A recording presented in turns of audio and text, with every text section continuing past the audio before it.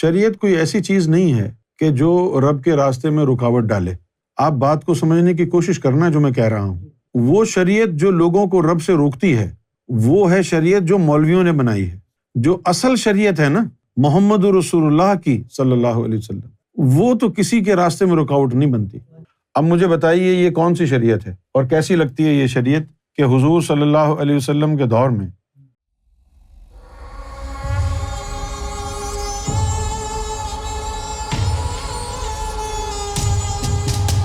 ایک بندہ ہے جو نہ نماز پڑھتا ہے نہ روزے رکھتا ہے، کچھ نہیں کرتا، اور اس کو یہ پتہ چلتا ہے کہ حضور کو کھجور بہت پسند ہے، اور وہ ہوتا بھی کنگلا ہے، اس کے پلے بھی کچھ نہیں ہوتا۔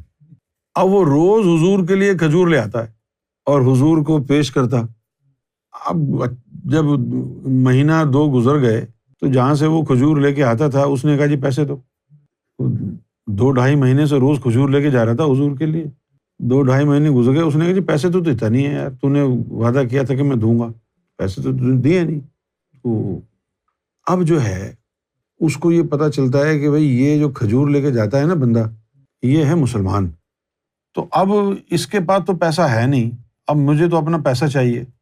تو اس غرض سے کہ میں حضور کے پاس جاتا ہوں، وہ جو یہودی تھا اس نے سوچا کہ میں حضور کے پاس جاتا ہوں اور ان کو جا کے کہوں گا تو وہ دلوا دیں گے۔ تو وہ حضور کے پاس پہنچ گیا، وہ دیکھا کہ وہ بندہ وہیں بیٹھا ہوا ہے کھجور ہاتھ میں لے کے۔ تو یہ کہنے لگا کہ بھئی آپ کے جو یہ ماننے والے ہیں، وہ جو فلاں آدمی ہے اس نے میرا پیسہ نہیں دیا۔ تو جو باقی جو صحابہ کرام تھے بڑے بڑے، وہ بڑے اس کو لان تان کرنے لگے کہ جی دیکھو یہ جو ہے ہمارا بھی نام جو ہے نا ڈوب رہا ہے، ایک یہودی کو اتنی جرت ہو گئی یہاں پر آ کر اس کا قرض مانگنے کی۔ تو حضور نے ان سب کو خاموش کرا دیا۔ حضور نے کہا کہ پہلے بات تو سمجھ لو ہے کیا، تو خاموش ہو گئے۔ حضور نے فرمایا کہ مجھ سے کون محبت کرتا ہے؟ لوگوں نے ہاتھ اٹھائے، فرمایا جو مجھ سے محبت کرتا ہے جا کے کھجور کے پیسے دے دے اس کو۔ تو کھجور کے پیسے دے دیے۔ تو بعد میں جو ہے وہ جو صحابی تھے بڑے بڑے، تو انہوں نے اس بندے کو پکڑ لیا کہ تم بڑے نکمے آدمی ہو یار، کھجوریں کھا گئے تم 2 مہینے سے اور پیسے تم نے دیے نہیں، اور ہم کو یہاں سے پیسے دینے پڑے۔ تو وہ بڑا رویا، اس کو مارا بھی انہوں نے، بہت رویا، چلا گیا۔ اتنا مارا اس کو کہ وہ دوسرے دن آ نہیں سکا حضور کی بارگاہ میں۔ تو جب وہ نہیں آیا تو حضور نے پوچھا کہ وہ بندہ کہاں ہے؟ تو کسی نے بتایا کہ اس کو تو فلاں فلاں نے بہت مارا ہے اور بڑی گالیاں دی ہیں۔ اب یہ جو آپ حدیث سنتے ہیں کہ مومن کو گالی دینا فسق ہے، یہ حضور نے ہمارے لیے حدیث کہی تھی، کراچی، حیدرآباد، لاہور کے لوگوں کے لیے؟ اس دور میں دیتے ہوں گے نا گالی، تبھی تو یہ حدیث آئی نا۔ اور یہ کیسے اچھلتے ہیں صحابہ کرام صحابہ کرام۔ بھائی جب حدیث آئی کہ مومن کو گالی دینا فسق ہے، یہ حدیث ہے نا، تو اس دور میں گالی دیتے ہوں گے نا، اس دور کے لوگوں کے لیے تھی نا۔ تو حضور نے ان کو بلوایا، حضور نے فرمایا کہ تم نے اس کو کیوں مارا؟ بولے جی وہ 2 مہینے کی کھجوریں کھا گیا، پیسے نہیں دیے۔ تو پتہ کیا کیا؟ حضور نے کہا کہ یہ قمیض میں اٹھا دیتا ہوں، تم اب مجھے بھی مار لو، کیونکہ وہ کھجوریں 2 مہینے سے میں کھا رہا ہوں۔ پھر حضور نے اس کو کہا، ان لوگوں کو بتایا کہ ہم کو تو معلوم تھا کہ یہ جو کھجور لا رہا ہے ایک دن یہ واقعہ ہوگا، جس کا اس نے ادھار دینا ہے وہ آئے گا یہاں پہ، ہمیں یہ معلوم تھا، لیکن پھر بھی ہم اس کا کھجور لایا ہوا ادھار کا اس لیے کھا رہے تھے کہ یہ سچی نیت سے ہماری خدمت کے لیے لاتا۔ اگر اس کے پاس پیسہ ہوتے یا کچھ ہوتا تو کبھی بھی ادھار نہیں کرتا، پیسے دے کے لاتا۔ ہم نے اس کی نیت کو دیکھا تھا۔ حضور تو نیت، تو یہ شریعت تھی حضور کی۔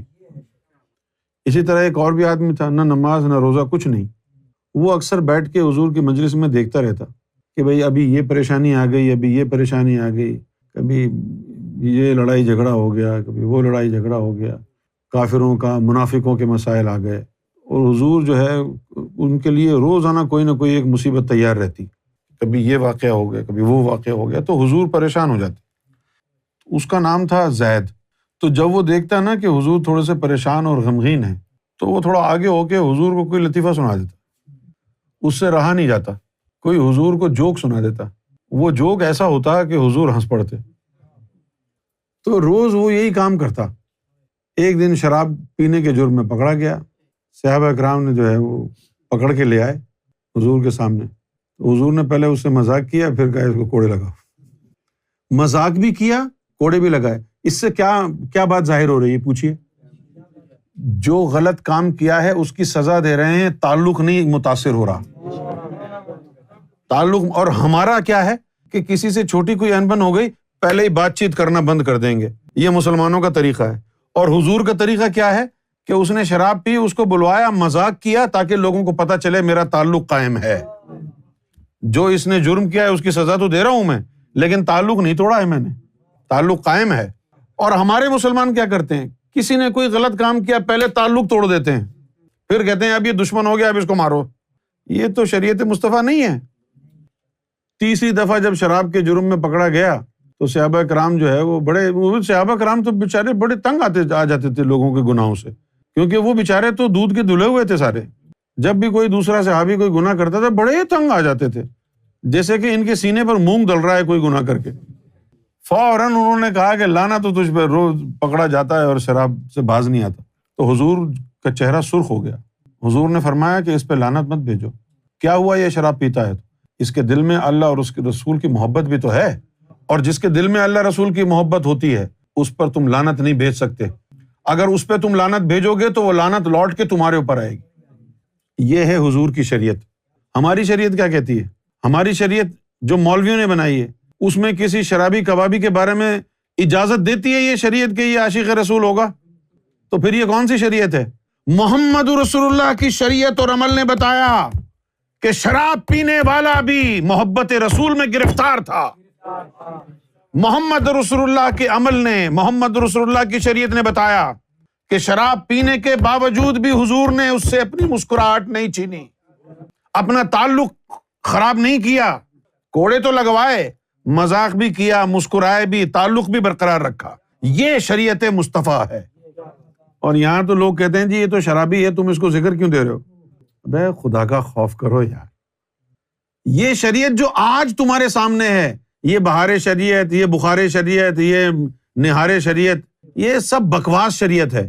اصل شریعت وہ ہے شریعت مصطفیٰ جو ولیوں کے حصے میں آئی، فقیروں کے حصے میں آئی. وہ شریعت ہے اصل، وہ نہیں روکتی کسی کو. ایک گناہ گار دوسرے گناہ گار کے اوپر فتویٰ لگا رہا ہے.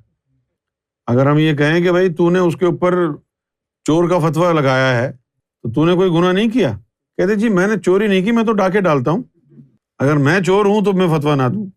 یعنی ڈاکو چور پہ فتویٰ دے رہا ہے. For the sake of argument کہ نو بڈی از پرفیکٹ. یہ بات تو صحیح ہے، لیکن جب تک پرفیکٹ نہیں ہوں گے تو اللہ قبول بھی نہیں کرے گا. تو یہ کہنا چھوڑ دیں کہ نو بڈی از پرفیکٹ. لوگ یہ جملہ بہت عام استعمال کرتے ہیں، اونلی اللہ از پرفیکٹ. میرے نزدیک یہ کہنا شرک ہے، because you are comparing yourself with God. If you are not perfect you can not be friends with God. So you need perfection. What is perfection? You say name of God with the tip of your tongue, and then it must be aligned with the tongue of your heart as well.